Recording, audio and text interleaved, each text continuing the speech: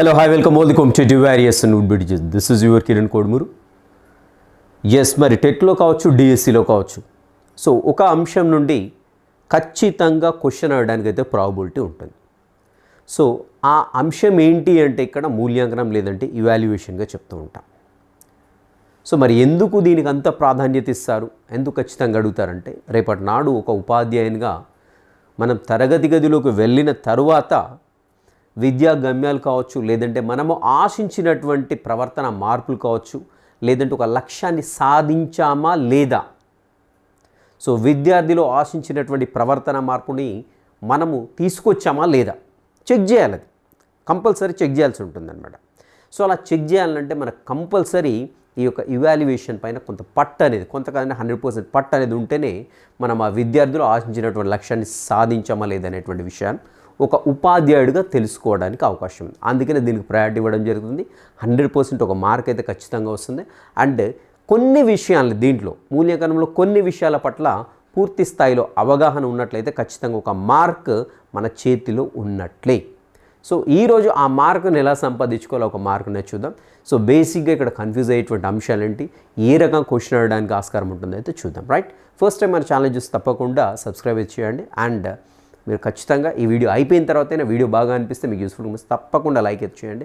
And useful అంటే ఇంకా కొంతమందికి షేర్ కూడా చేయండి. ఓకేనా? రైట్. సో ఈరోజు ఈ సెషన్లో మనం డిస్కస్ చేసేటువంటి అంశాలు వచ్చేసి మేజర్గా ఒక 5 టాపిక్స్ అండి. చిన్నవి చాలా ర్యాపిడ్గా ఫాస్ట్గా అవుతాయి, మీ టైం వేస్ట్ చేయను నేను. సో ఆల్మోస్ట్ ఒక 15 to 20 minutesలో ఫినిష్ అవుతుంది సెషన్. సో నికష లేదంటే టెస్ట్ అంటే ఏమిటి, అదేవిధంగా పరీక్ష లేదంటే ఎగ్జామ్ లేదంటే ఎగ్జామినేషన్ అంటే ఏమిటి, అండ్ దెన్ వచ్చేసి మెజర్మెంట్ లేదంటే మాపనం అంటే ఏమిటి, ఇంకొక పదం కూడా వినపడుతుంది, నిష్పాదన అనేటువంటి పదం కూడా వినపడుతుంది. సో నిష్పాదన అంటే ఏమిటి చూద్దాం. అండ్ దెన్ అసెస్మెంట్ లేదంటే మదింపు అంటాము.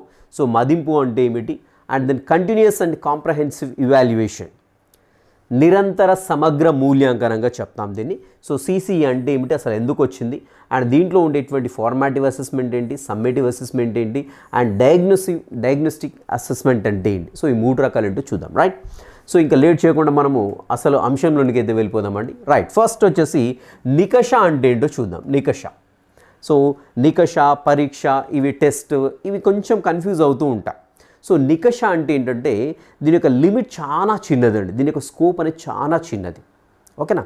సో ఒక ఉపాధ్యాయుడు తరగతి గదిలోకి వెళ్ళిన తర్వాత బోధించే క్రమంలో కానివ్వండి, లేదంటే కొంత టాపిక్ అయిపోయిన తర్వాత విద్యార్థిని చెక్ చేస్తూ ఉంటాం అన్నమాట. సో అసలు వీడు ఎంతవరకు అర్థం చేసుకున్నాడు లేదా అనేందుకు గాను మనం కొన్ని ప్రశ్నలు అడగొచ్చు, లేదంటే ఒక చిన్న స్లిప్ టెస్టులు పెట్టచ్చు.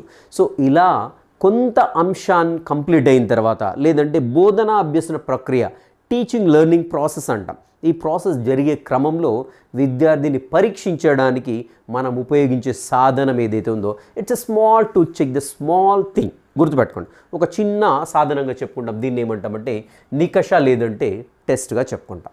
సో అది కొన్ని ప్రశ్నలు అడగనైనా వచ్చు, లేదంటే కొన్ని ప్రశ్నల రూపంలో వాళ్ళు ఒక స్లిప్ టెస్ట్ రూపంలో అయినా వచ్చు, లేదంటే ఒక పిల్లవాడిని పిలిచి అరే బోర్డు పైన సో అండ్ సో నేను ఇంతసేపు చెప్పాను కదా లెసన్, ఒక డ్రాయింగ్ వేయి అనొచ్చు, లేదంటే నువ్వు లేచి నీకు అర్థమైన అంశాలు ఏంటి చెప్పు అని అడగొచ్చు. సో ఇలాంటివన్నీ కూడా ఏంటంటే మనము నికషగా చెప్తూ ఉంటాం అన్నమాట. సో దీని ద్వారా ఏమవుతుందంటే విద్యార్థుల యొక్క నిష్పాదనను మాపనం నిష్పాదన. సో నిష్పాదన అంటే కన్ఫ్యూజ్ కావద్దు, ఇక్కడ సింపుల్గా విద్యార్థి యొక్క పర్ఫార్మెన్స్ ఏదైతే ఉందో దాన్ని మాపనం చేయడమే ఇక్కడ నికషగా చెప్పుకుంటూ ఉంటాం. సింపుల్ అండి. కొన్ని ప్రశ్నలతో విద్యార్థుల సమాధానాలను గణించి అన్నాం. ఇక్కడ సమాధానాలంటే అది రిటర్న్ రూపంలో ఉండొచ్చు, మనం క్వశ్చన్ అడుగు చెప్పినప్పుడు. సో వాటిని మనం పరిగణలోనికి తీసుకొని వాడి యొక్క నిష్పాదనను లేదంటే వాడి యొక్క పర్ఫార్మెన్స్ని కొలవడం. మాపనం అంటే కొలవడం. సో కొలిస్తే సింపుల్గా ఫర్ ఎగ్జాంపుల్ నేను చెప్తాను ఇప్పుడు. సో ఒక 10 క్వశ్చన్లు అడుగుతాను, ఒక చిన్న టాపిక్ చెప్తాను, ఒక 2-3 క్వశ్చన్లు అడుగుతాను. క్వశ్చన్లు అడగడానికి వాడు అన్నిటికీ కూడా కరెక్ట్ ఆన్సర్ చెప్పాడు. సో వాడి నిష్పాదన బాగా ఉంది, పర్ఫార్మెన్స్. సో మరి మాపనం ఎలా చేస్తున్నాను నేను అంటే ఓరల్గా చేయొచ్చు. Yes, very good, you did very nice అన్నాను అనుకోండి, అది కూడా మాపనం అన్నట్టే. సో లేదంటే ఒక చిన్న స్లిప్ టెస్ట్ పెట్టేసి ఒక దాంట్లో ఒక 10 క్వశ్చన్లు ఇస్తాను, ఇచ్చేసరి వీటికి 1 word ఆన్సర్స్ రాయమంటాడు, రాస్తుంటారు రైట్ 10/10. సో 10 అక్కడ నేను అవార్డు చేశాను, మార్క్స్ అనేది అవార్డు చేశాను. సో ఈ రకంగా వాడి యొక్క పర్ఫార్మెన్స్ని మాపనం చేసే చిన్న అంశాన్ని నికషగా చెప్తాం. రైట్. ఇక్కడ చూసినట్టయితే పరీక్ష లేదంటే ఎగ్జామినేషన్. జనరల్గా వీటికి ఎగ్జాంపుల్గా స్లిప్ టెస్ట్ అంటాం కానీ స్లిప్ ఎగ్జామ్ అనం కదా. స్లిప్ టెస్ట్ అంటాం, గుర్తుపెట్టుకోండి. స్లిప్ ఎగ్జామ్ అనం, ఓకేనా. స్లిప్ టెస్ట్ అనే చిన్న అంశము, కొంత అంశాన్ని కొంత విషయాన్ని మాత్రమే పరిశీలిస్తున్నాం. అదేవిధంగా యూనిట్ టెస్ట్ అంటామండి, యూనిట్ టెస్ట్ అంటాం. సో అంతేకాని యూనిట్ ఎగ్జామ్ అనం కదా. సో అంటే అది చిన్న అంశాన్ని పరిశీలించడానికి ఉపయోగించేటువంటి చిన్న పరీక్ష అండి, చిన్న ఏమంటాం, చిన్న టూల్గా చెప్పుకుంటూ ఉంటాం దాన్ని. రైట్. నెక్స్ట్ వచ్చేసి పరీక్ష లేదంటే ఎగ్జామ్ లేదంటే ఎగ్జామినేషన్గా చెప్తూ ఉంటాం. సో ఇక్కడ ఏంటంటే ఒక కోర్సు కావచ్చు, లేదంటే ఒక తరగతి పూర్తి అయిన తర్వాత, గుర్తుపెట్టుకోండి, పూర్తి అయిన తర్వాత అంటే ఒక తరగతిలో అనేక రకాల సబ్జెక్టులు ఉంటాయి. For example 9th 10th class తీసుకున్నాం, మనకి ఏముంటుంది, తెలుగు ఉంటుంది, ఇంగ్లీష్ ఉంటుంది, హిందీ ఉంటుంది, మ్యాథమెటిక్స్ ఉంటుంది, ఫిజికల్ సైన్స్ ఉంటుంది, బయో సైన్స్ ఉంటుంది, సోషల్ ఉంటుంది. ఇవన్నీ కూడా పూర్తి అయిన తర్వాత ఏం చేస్తాం, అన్ని విషయాల్లో నిర్వహించే నికషాల సముచ్చయం. గుర్తుపెట్టుకోండి, నికషాల యొక్క సముదాయం. సింపుల్గా ఫర్ ఎగ్జాంపుల్ ఒక విద్యార్థి 10th క్లాస్ కంప్లీట్ చేస్తాడండి, 10th అనేది అయిపోయింది, ఓకేనా. 10th క్లాస్ కంప్లీట్ చేసిన తర్వాత వీడు ఎగ్జామ్స్ రాస్తాడు కదా, 10th క్లాస్ ఎగ్జామ్స్ రాస్తాడు కదా.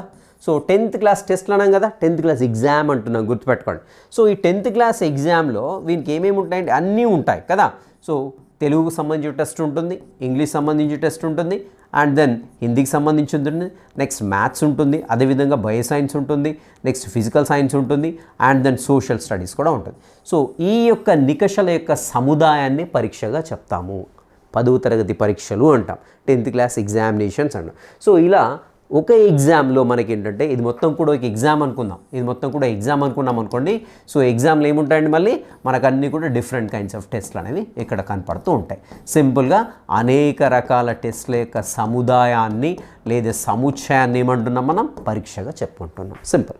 రైట్. నెక్స్ట్ టాపిక్ వెళ్ళిపోదాం. రైట్. ఇక్కడ మాపనం అంటే సింపుల్ అండి, తెలుగులో మీనింగ్ అర్థం చేసుకోవాలి ఫస్ట్. సో మెజర్మెంట్, ఇంగ్లీష్లో మెజర్మెంట్ అంటే కొలవడం. ఏం కొలుస్తామండి, స్కూల్కి వెళ్ళిన తర్వాత ఏం కొలుస్తాం, కూరగాయలు కొలవం కదా. సో ఎంత ఎత్తు, ఎంత పొడవు, ఎన్ని లీటర్ల పాలు, ఏం కాదు కదా. సో ఒక ఉపాధ్యాయుడిగా మనం దేన్ని మాపనం చేస్తామంటే విద్యార్థి యొక్క నిష్పాదనను, విద్యార్థి యొక్క పర్ఫార్మెన్స్ని కొలవడం అంతే. సో ఎట్లా కొలుస్తామండి, ఒక ఉపాధ్యాయుడు ఒక టీచర్ ఎలా కొలుస్తాం, అవార్డింగ్ మార్క్స్, ఓకేనా, లేకుంటే శబాష్ అని చెప్పడం, లేదంటే గ్రేడ్ అసైన్ చేయడం. సో ఇలాంటివన్నీ కూడా దీన్ని మాపనం అంటాం. సో ఇలా కొలిచేటువంటి ప్రక్రియ, విద్యార్థి యొక్క పర్ఫార్మెన్స్ని కొలిచేటువంటి ప్రక్రియను ఏమంటున్నాం మనం, మాపనంగా చెప్పుకుంటాం. సింపుల్. అది ఒక చిన్న టెస్ట్ అయినా కావచ్చు, ఒక పెద్ద టెస్ట్ అయినా కావచ్చు, ఒక క్రీడారంగంలో కావచ్చు, ఏదైనా సరే, ఓకేనా. సో నిజాయితీని మాపనం చేస్తున్నాం అనుకుందాం. ఫర్ ఎగ్జాంపుల్ వానికి ఇంటెన్షన్లో కూడా పెన్ వేశాను, సో ఎవరు చూడకుండా పెన్ వేశాను. సో వాడు ఎవరు చూస్తున్నాడో పెన్ తీసుకొని జోలో పెట్టుకున్నాడు, లేదంటే తీసుకొచ్చి మళ్ళీ హ్యాండ్ ఓవర్ చేస్తాడా. సో వాడి నిజాయితీని మాపనం చేస్తున్నాను ఒక చిన్న టెస్ట్ ద్వారా. సో అలా మాపనం చేయడాన్ని అంటే కొలవడాన్ని, విద్యార్థి యొక్క పర్ఫార్మెన్స్ని కొలవడాన్ని, విద్యార్థి యొక్క నిష్పాదనను కొలవడాన్ని ఏమంటామంటే మాపనంగా చెప్పుకుంటూ ఉంటాం, ఓకేనా. సో మాపనం ఎలా తెలుస్తూ ఉంది, వానికి ఇన్ని మార్క్స్ అవార్డు చేస్తాను. ఫర్ ఎగ్జాంపుల్ వీనికి 100 మార్క్స్కి వచ్చేసి 90 మార్క్స్ వచ్చాయని చెప్పుకుందాం, లేదంటే వీనికి A+ గ్రేడ్ వచ్చింది అనుకుందాం, లేదంటే వాడు నిజాయితీగా ఉన్నందుకు వానికి ఒక చిన్న అవార్డు ఇచ్చినా అనుకుందాం. సో ఇవన్నీ కూడా మాపనాలే కదా, ఇవన్నీ కొలుస్తున్నాం కదా. సో కొలిచి ఆ విద్యార్థి యొక్క పర్ఫార్మెన్స్ని బేస్ చేసుకుని వాడిని అవార్డు చేస్తూ ఉన్నాం అనమాట. సో ఇలా కొలిచేటువంటి ప్రక్రియ, విద్యార్థి యొక్క పర్ఫార్మెన్స్ని కొలిచేటువంటి ప్రక్రియని ఏమంటామంటే మాపనం లేదంటే మెజర్మెంట్గా చెప్పుకుంటాం. రైట్. నెక్స్ట్ వచ్చేసి మదింపు లేదంటే అసెస్మెంట్గా చెప్పుకుంటాం దాన్ని. సో మదింపు అంటే ఏంటి, ఒక విద్యార్థిని అనేక విషయాల్లో ఉంటున్నాం ఇక్కడ. సో ఏదో ఒక పర్టికులర్ టాపిక్, ఏదో ఒక పర్టికులర్ విషయం కాకుండా, ఏదో పర్టికులర్ సబ్జెక్ట్ కాకుండా, కేవలం మన విద్య ఏమంటాం అకాడమిక్స్కే కాకుండా కరిక్యులర్గా పరంగా కూడా. సో ఒక విద్యార్థిని అనేక విషయాల్లో అనేక రకాలుగా టెస్ట్ చేస్తామండి, అనేక రకాలుగా టెస్ట్ చేస్తాం. సో అనేక రకాలంటే ఏం చేస్తాం సార్, వన్ నోట్స్ చెక్ చేస్తాం, వన్ పోర్ట్ఫోలియో చెక్ చేస్తాం, వన్ హెల్త్ ప్రొఫైల్ చెక్ చేస్తాం, వన్ గేమ్స్ సంబంధించి చెక్ చేస్తూ ఉంటాం. అదేవిధంగా వాడు ఎక్స్పెరిమెంట్స్ ఎలా చేస్తున్నాడో చెక్ చేస్తాం, వాడు గేమ్స్ ఎలా ఆడుతున్నాడో చెక్ చేస్తాం, వాడు డ్రాయింగ్ ఎలా చేస్తున్నాడు, వాడు ప్రాజెక్ట్ వర్క్ ఎలా చేస్తున్నాడు, వాడు ఒక ఎక్స్పెరిమెంట్ ఎలా కండక్ట్ చేస్తున్నాడు, ఒక క్షేత్ర పర్యటనకు విజిట్ చేసినప్పుడు వాని యొక్క పర్ఫార్మెన్స్ ఎలా ఉంది.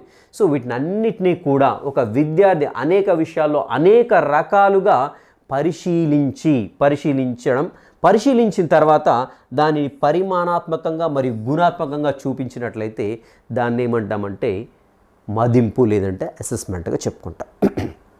ఉదాహరణకు గేమ్స్ తీసుకుందామండి. గేమ్స్ తీసుకున్నట్లయితే ఇక్కడ వాడి యొక్క పర్ఫార్మెన్స్ ఎలా ఉంది గేమ్స్లో చూద్దాం. గేమ్స్లో పర్ఫార్మెన్స్ బాగా ఉందనుకో పరిమాణాత్మకంగా ఎలా చూపిస్తాం, గుణాత్మకంగా ఎలా చూపిస్తామంటే పరిమాణాత్మకంగా ఎలా చూపిస్తాం, వానికి ఒక చిన్న అవార్డు ఇచ్చేస్తాం, లేదంటే ఒక ట్రోఫీ ఇచ్చేస్తాం.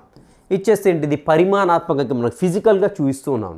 సో గుణాత్మకంగా అంటే ఇక్కడ మన యొక్క పర్ఫార్మెన్స్ ఎలా ఉంది. సో ఈ అవార్డు దేనికి ఇచ్చాం మనం, ఏమంటాం ది బెస్ట్ ప్లేయర్ అంటాం. ది బెస్ట్ ప్లేయర్ అనేసి మనం వానికి ఒక పొగడత ఇస్తూ ఉంటాం.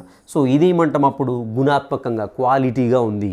సో దానికి ఒక క్వాలిటీని అవార్డు వచ్చింది. ఎందుకు వచ్చింది, పర్ఫార్మెన్స్ ఎక్సలెంట్గా చేస్తున్నాం, ఎక్స్ట్రాడినరీగా చేస్తున్నాం. సో అలా మనము ఆ యొక్క విద్యార్థి యొక్క పర్ఫార్మెన్స్ని విద్యార్థిని చెక్ చేయడం కోసము అనేక రకాలుగా అనేక విధాలుగా అనేక రంగాల్లో చెక్ చేసేసి మనం ఏంటంటే పరిశీలించిన తర్వాత వాడికి పరిమాణాత్మకంగా మరియు పరిమాణాత్మకంగా సింపుల్ అండి. సో ఇది ఒక చిన్న ఎగ్జాంపుల్. సే ఫర్ ఎగ్జాంపుల్ వాడు ప్రాజెక్ట్ వర్క్ సూపర్గా చేశాడు. ప్రాజెక్ట్ వర్క్ ఒక 5 మార్క్స్ ఉన్నాయి అనుకోండి, 5కి 5 ఇచ్చేసాం. సో పరిమాణాత్మకంగా చూపిస్తున్నాం అంటే ఇక్కడ క్వాంటిటీ చూపిస్తున్నాం, ఎన్ని మార్క్స్ వచ్చాయి వాడికి ప్రాజెక్ట్ పర్ఫామ్ చేయడం వల్ల.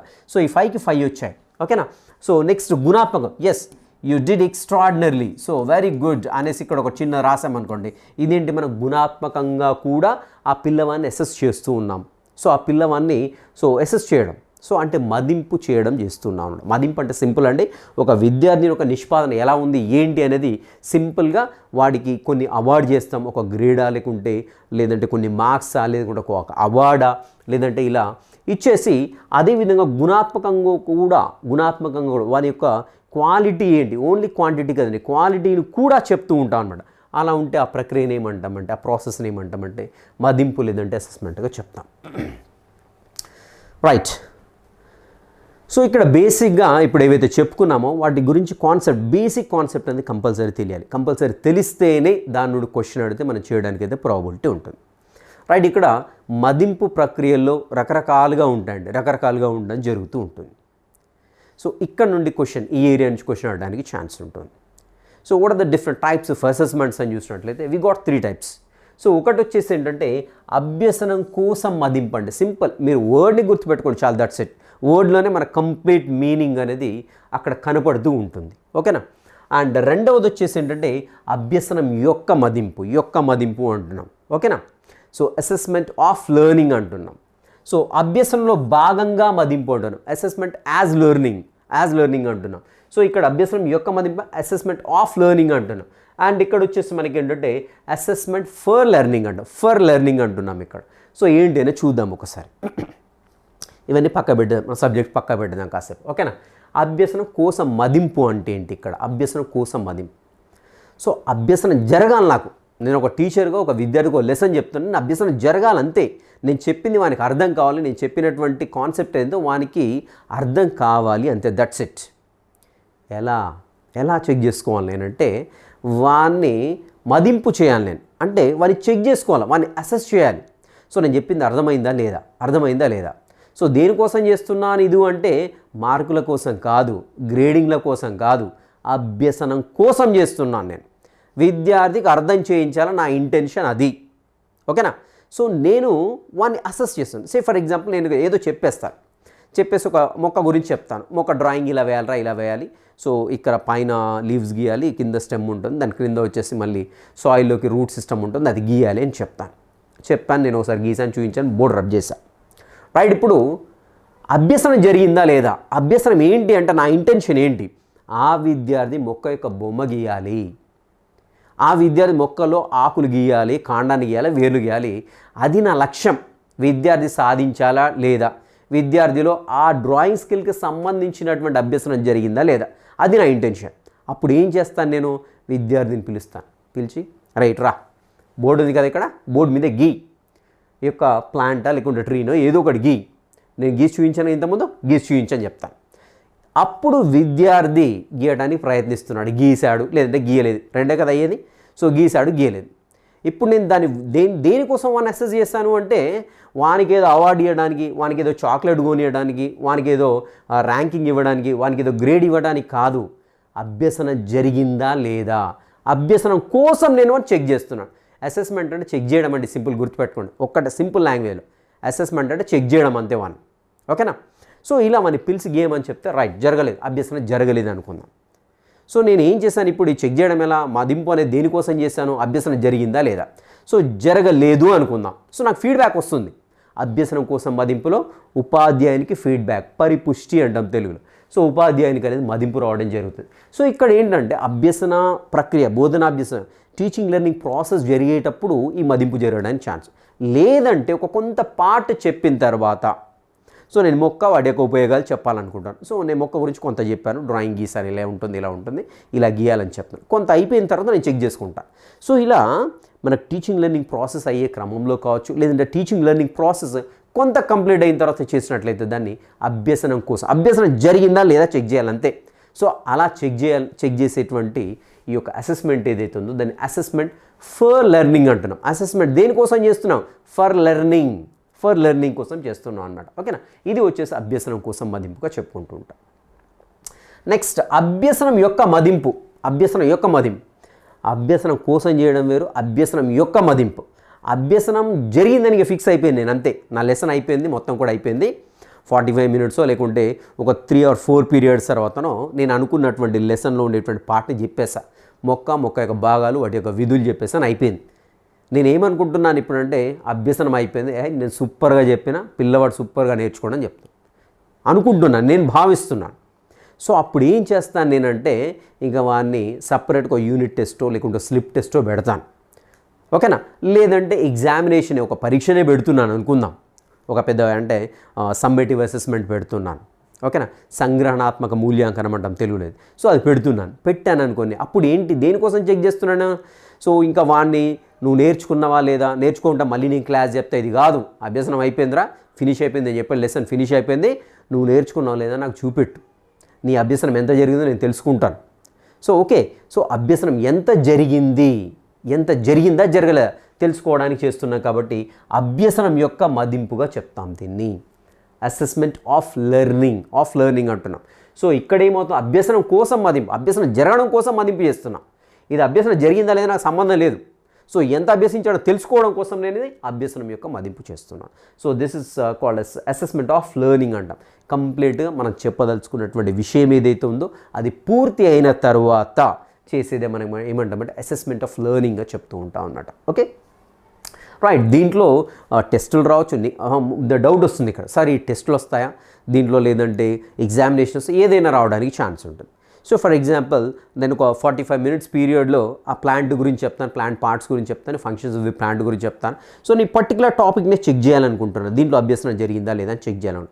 సో ఆ 45 మినిట్స్ చెప్పిన తర్వాత నేను ఒక టెస్ట్ పెట్టాను అనుకోండి. సో అప్పుడు ఏమవుతుంది, ఆ పర్టికులర్ టాపిక్లో నేను అసెస్మెంట్ ఆఫ్ లెర్నింగ్ చేస్తున్నట్టుగా తెలుస్తూ ఉంటుంది. ఓకే, సో అదే 45 మినిట్స్లో నేను చెప్పుకుంటూ క్వశ్చన్లు అడిగాను అనుకోండి, అదేంటప్పుడు అభ్యసనం కోసం లెర్నింగ్. సో దాని ద్వారా విద్యార్థి నేర్చుకున్నాడా లేదా అర్థమవుతుంది. సో నాకు ఫీడ్బ్యాక్ వస్తూ ఉంటుంది, అవసరం కూడా మళ్ళీ చెప్తాను నేను. సో రిపీటెడ్గా చెప్తాను, 3 టైమ్స్ చెప్తాను, 4 టైమ్స్ చెప్తాను. సో అది ఏంటంటే అభ్యసనం కోసం మదింపుగా చెప్పుకుంటాను. అండ్ నెక్స్ట్ వచ్చేసి అభ్యసనలో భాగంగా మదింపు. ఇక్కడ కన్ఫ్యూజ్ కావడానికి ఆస్కారం ఎక్కువగా ఉందండి. సో యాక్చువల్గా మరి తెలుగులో అయితే ఇలా రాశారు, అభ్యసనంలో భాగంగా మదింపు అని రాశారు. సో ఇంగ్లీష్లో చూసినట్లయితే అసెస్మెంట్ యాజ్ లెర్నింగ్. సో యాక్చువల్గా ఈ యొక్క మదింపు అనేది మదింపు గురించి నేర్చుకోవడం యాక్చువల్గా assessment as learning. So assessment as learning అంటున్నాం. సో యాక్చువల్గా ఇక్కడ ఏంటంటే మనము మదింపునే నేర్చుకుంటున్నాం. ఒక విద్యార్థి స్వీయంగా అవగాహన చేసుకోవడానికి స్వీయ మదింపుగా చెప్పుకుంటాం. ఇక్కడ అసెస్మెంట్ యాజ్ లెర్నింగ్ ఏంటంటే విద్యార్థి స్వీయ మదింపుగా చెప్పుకుంటామండి, సెల్ఫ్ అసెస్మెంట్గా చెప్పుకుంటుంటాం. సరే, నేను ఇంతకుముందు చెప్పిన టాపిక్ ఇప్పుడు మొక్క గురించి చెప్పాను, దాని భాగాల గురించి చెప్పాను. విద్యార్థి తనకు తానుగా, సో దీన్ని ఏమంటామంటే స్వీయ మదింపు అంటాం. లేదంటే ఇక్కడ మనకి సమవయస్కుల మదింపును కూడా మనము ఇక్కడ అభ్యసనంలో భాగంగా మదింపు చెప్పుకుంటూ ఉంటాం అన్నమాట. ఫర్ ఎగ్జాంపుల్ నేనున్నాను, సో నేను ఒక విద్యార్థి స్థానంలో ఉన్నాను. రైట్ సార్, అది టాపిక్ చెప్పాడు, మరి నాకు ఎంతవరకు అర్థమైంది. సో నేను మొక్క డయాగ్రామ్ గీస్తున్నానా, సో మొక్కలో భాగాన్ని గుర్తిస్తున్నానా, వాటి యొక్క ఉపయోగాలు నేను తెలుసుకున్నాను, నేనే సెల్ఫ్ అసెస్ చేసుకున్నాం అనుకోండి, దాన్ని అసెస్మెంట్ యాజ్ లెర్నింగ్గా చెప్పుకుంటాం. అభ్యసనలో భాగంగా మదింపుగా చెప్తూ ఉంటాం, గుర్తుపెట్టుకోండి. ఓకేనా. సో లేదంటే టీచరు గ్రూప్స్గా చేస్తాడు పిల్లల్ని. సో ఒక 5 మందినో గ్రూప్, ఒక 5 మంది. సో 5 మందిలో వాళ్ళే క్వశ్చన్లు అడుక్కుంటూ ఉంటారనమాట. క్వశ్చన్లు అడుక్కుంటూ ఉంటారు. సో అరే నీకు ఇది అర్థమైందా, డయాగ్రామ్ వేస్తుందా, సో నేను ఈ క్వశ్చన్ అడుగుతాను ఆన్సర్ చెప్పాలి, ఇలా ఉన్నదనుకోండి. దీన్ని ఏమంటామంటే అభ్యసనలో భాగంగా మదింపు. అంటే ఈ మదింపును అభ్యసనలో ఒక భాగంగా చేర్చేస్తూ ఉన్నాం అనమాట. ఓకేనా. సో ఇక్కడ ఉపాధ్యాయుడు అసెస్ చేయట్లేదు, ఎవరు చేస్తున్నారు? ఒక పిల్లవాడు తనకు తానైనా చేసుకోవచ్చు, అదర్వైజ్ సమవయస్కులు పీర్ గ్రూప్ నుండి అయినా అసెస్మెంట్ జరుగుతూ ఉంటుంది. దీనిని ఏమంటామంటే అభ్యసనలో భాగంగా మదింపు అంటాం. That's it. ఇవి 3. రైట్. నెక్స్ట్ వచ్చేసి సిసి అంటే మనందరికీ తెలిసిందే continuous and comprehensive evaluation. Continuous and comprehensive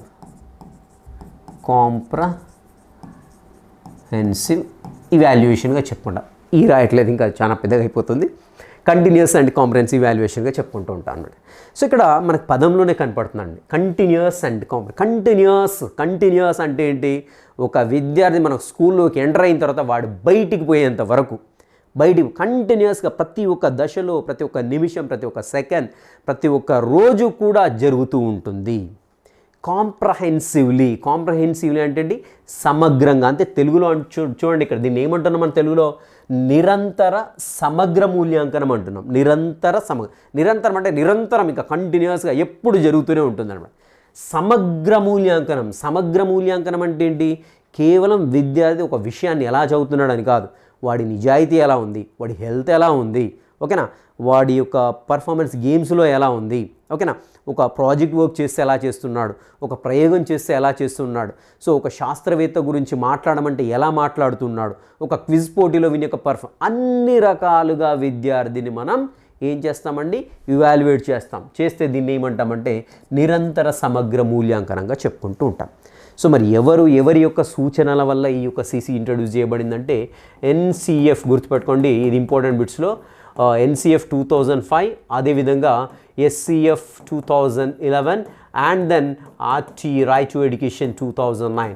so వీ యొక్క 3 సూచనల మేరకు కంటిన్యూస్ అండ్ కాంప్రహెన్సివ్ ఇవాల్యుయేషన్ అనేది ఇంట్రడ్యూస్ చేయబడింది.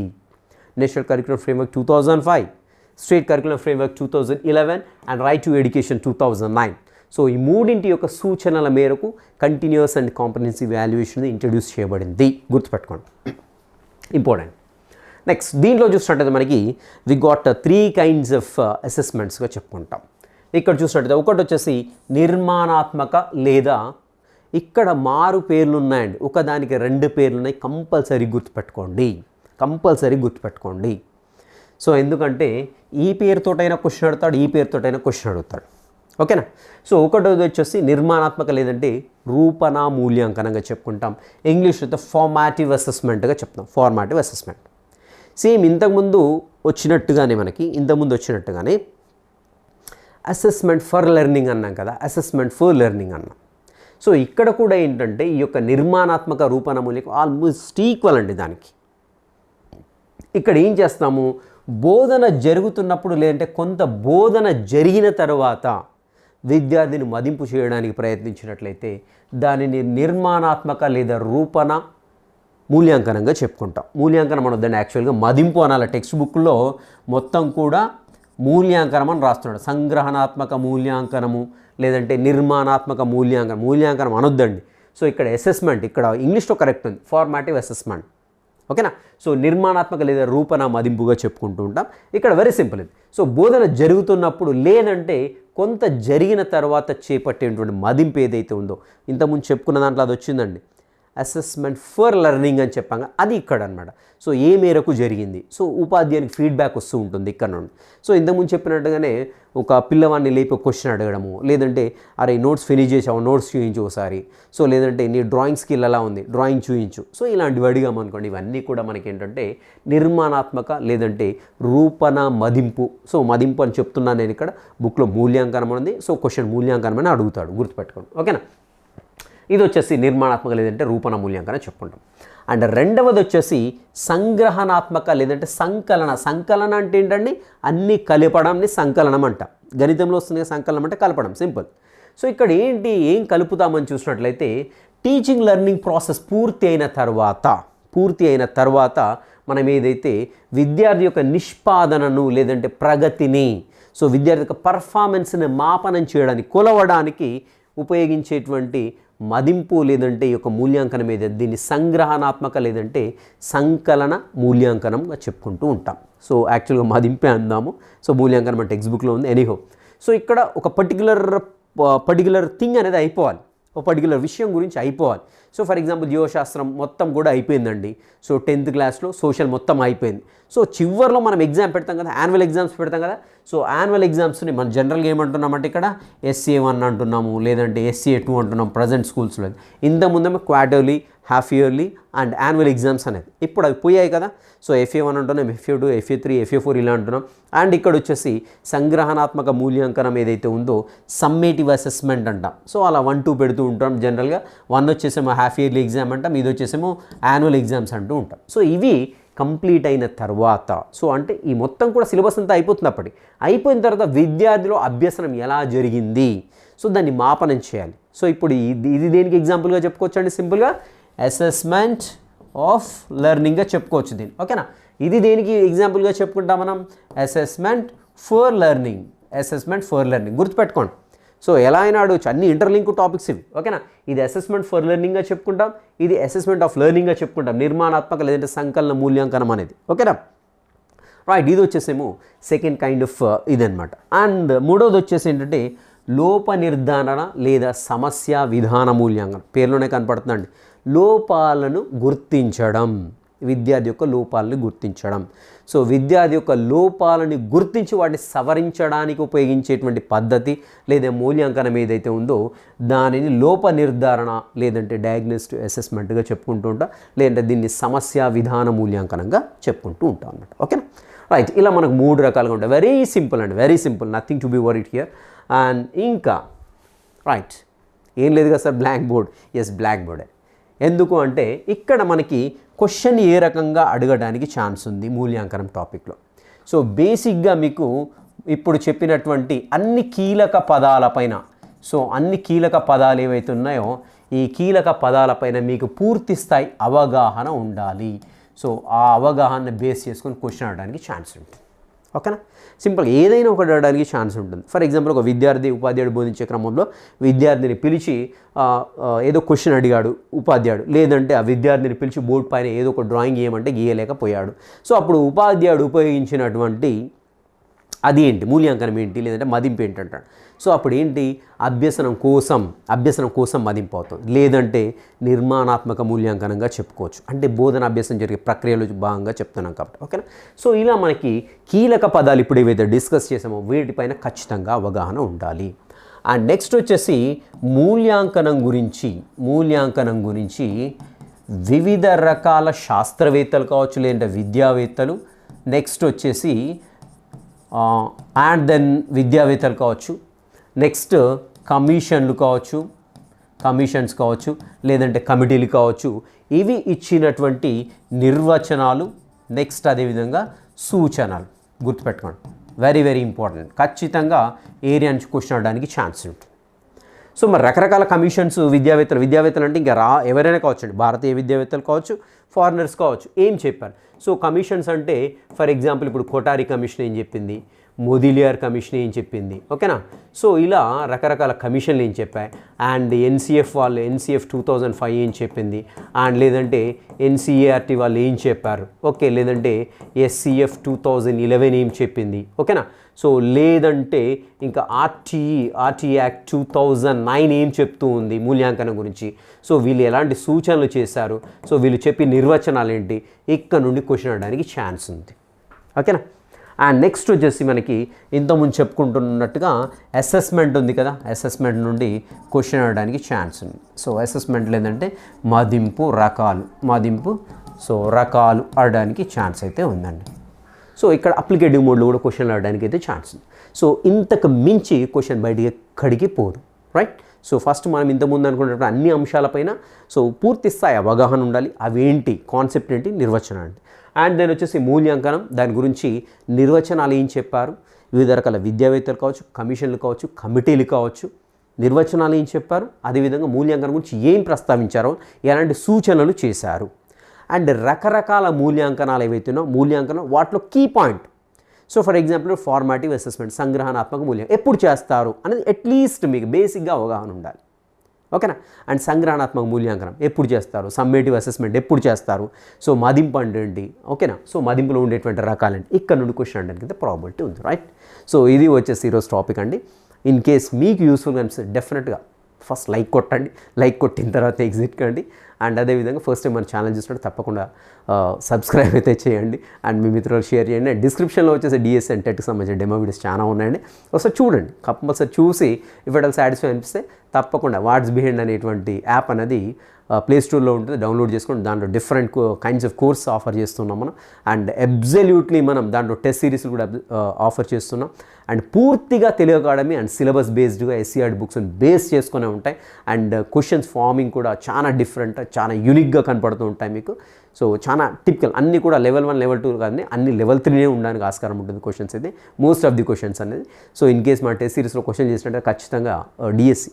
సో ఆల్రెడీ మనం ఒక 2-3 years నుండి రన్ చేస్తున్నాం ఈ ఛానల్ని. సో దీని యొక్క లెర్నింగ్ అవుట్కమ్స్ కూడా చెప్తానండి. సో ఆల్రెడీ కేజీబీవీఎల్ ర్యాంక్స్ వచ్చాయి, మన టీజీటీ పీజీ12 నేను లిస్ట్ చూపించాను. దానికి అదనంగా మళ్ళీ ఇంకొక 4-5 మంది ఫోన్ చేస్తాను, 4-5 ఫోన్ చేసి చెప్పారు. సో ఖచ్చితంగా ఆ లిస్ట్ కూడా చూపిస్తాను డెఫినెట్గా. రేపు డిఎస్సిలో కూడా కొట్టేది మన వాళ్ళే, మన వారియర్స్ ఉంటారు. డ్యామ్ షూర్ నేను ఖచ్చితంగా చెప్తాను. వాళ్ళ లిస్ట్ డిఎస్సి అయిపోతే కంపల్సరీ చూపిస్తాను, right. I wish you all the success made in the next session. Till next session, have a great day.